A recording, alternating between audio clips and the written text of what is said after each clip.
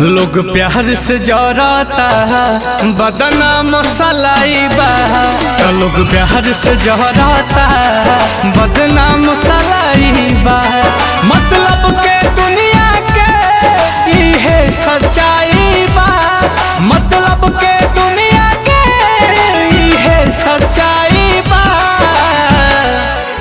दिलदार के दर्द हवे,